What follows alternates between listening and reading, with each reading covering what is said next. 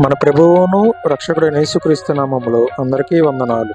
ఈరోజు దేవుని వాక్యం, పరలోక రాజ్యము సమీపించి ఉన్నది, మారు మనసు పొందుడని యూదయ అరణ్యములో ప్రకటించుచుండెను.